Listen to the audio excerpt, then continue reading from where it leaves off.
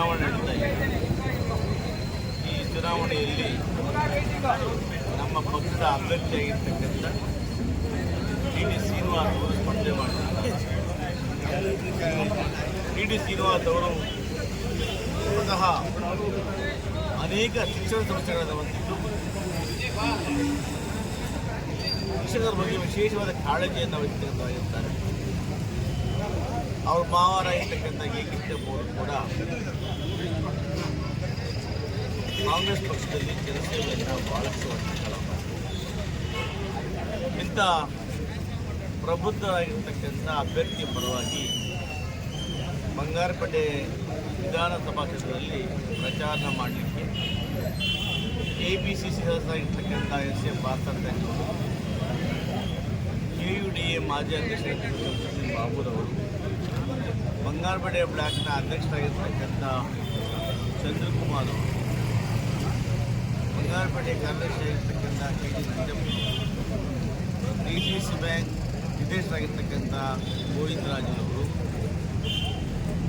ದೇಶೀಯ ವೆಂಕಟರಾಮಣ್ಣವರು, ಅವರು, ರಾಜೇಶ್ ಅವರು, ಮೂರ್ತಿ ಅವರು, BK ಬಾಬು ಅವರು, A ಬಾಬು ಅವರು, ಶ್ರೀನಿವಾಸ ಕಾರಳ್ಳಿ ಸೀನಪ್ಪನವರು, DKLಯ ಗೋಪಾಲ್ ರೆಡ್ಡಿ ಅವರು ಮತ್ತು ಶ್ರೀನಿವಾಸ ಈ ಅನೇಕ ಇವತ್ತು ನೂರಾರು ಕಾಂಗ್ರೆಸ್ನ ಕಾರ್ಯಕರ್ತರು ಡಿ ಶ್ರೀನಿವಾಸ್ ಅವರ ಪರವಾಗಿ ಇವತ್ತು ಪ್ರಚಾರವನ್ನು ಮಾಡ್ತಾರೆ.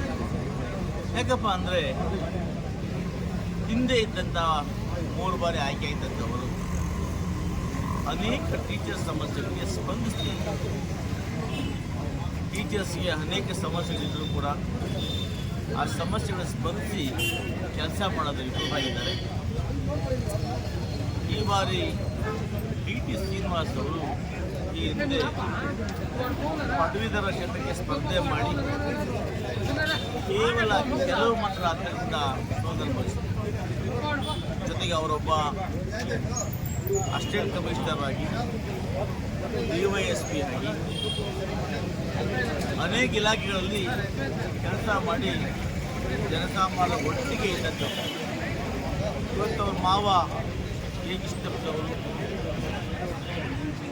ಅವರ ಶ್ರೀಮತಿಯವರು ಕೂಡ ಶಾಸಕರಾಗಿ ಇವತ್ತು ಒಳ್ಳೆಯ ಕೆಲಸವನ್ನು ಈ ಸಮಾಜಕ್ಕೆ ಕೊಟ್ಟಿದ್ದಾರೆ.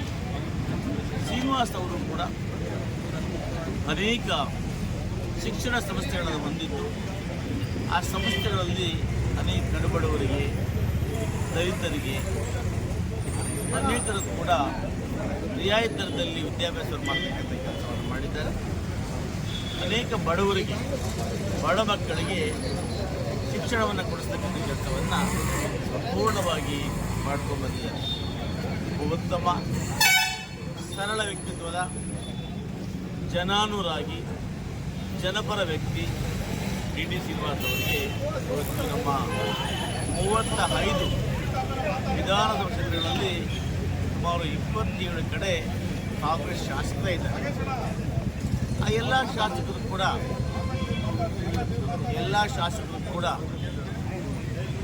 ಒಟ್ಟಿಗೆ ಇದ್ದು ಇವತ್ತು ಡಿ ಶ್ರೀನಿವಾಸ್ ಅವರನ್ನು ಗೆಲ್ಲಿಸಬೇಕಂತ ಸಂಕಲ್ಪವನ್ನು ಮಾಡಿದ್ದಾರೆ.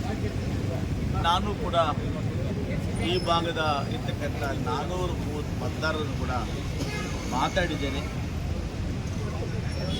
ಒಂದಿಬ್ಬರನ್ನು ಹೊರತುಪಡಿಸಿದರೆ ಎಲ್ಲ ಮತದಾರರು ಕೂಡ ಸರ್, ನಾವು ನಿಮ್ಮ ಮಾತಿಗೆ ಗೌರವ ಕೊಡ್ತೇವೆ, ನೀವು ಮಾಡಿರ್ತಕ್ಕಂಥ ಜನಪರ ಕೆಲಸಗಳು, ಮುಖ್ಯಮಂತ್ರಿ ಆಗಿರ್ತಕ್ಕಂಥ ಸಿದ್ದರಾಮಣ್ಣವರು, ಉಪಮುಖ್ಯಮಂತ್ರಿ ಆಗಿರ್ತಕ್ಕಂಥ DK ಶಿವಕುಮಾರ್ ಅವರು, ಉನ್ನತ ಶಿಕ್ಷಣದಲ್ಲಿರ್ತಕ್ಕಂಥ ಡಾಕ್ಟರ್ ಸುಧಾಕರ್ ಅವರು ಈ ಸರ್ಕಾರ ಮಾಡಿರ್ತಕ್ಕಂಥ ಉತ್ತಮ ಕೆಲಸಗಳಿಗೆ ನಾವು ಪ್ರೋತ್ಸಾಹ ಕೊಟ್ಟಿದ್ದಾರೆ. ಒಬ್ಬ ವಿದ್ಯಾವಂತ, ಬುದ್ಧಿವಂತ, ಸರಳ ಜೀವಿಯಾಗಿರ್ತಕ್ಕಂಥ ಡಿ ಶ್ರೀನಿವಾಸ್ ಅವರನ್ನು ಈ ಬಾರಿ ನಾವು ಖಂಡಿತವಾಗಿ ಕೂಡ ಒಮ್ಮತದ ಕೆಲಸವನ್ನು ಮಾತಾಡ್ಕೊಟ್ಟಿದ್ದಾರೆ. ನಾನಿವತ್ತೇನು ಅವರು ಮಾತು ಕೊಟ್ಟಂತ ನಾನಿವತ್ತು ಬೆಳಗ್ಗೆಯಿಂದ ಈ ಮಾತುಕತೆಯಲ್ಲಿ ಕೂತಿದ್ದೇನೆ.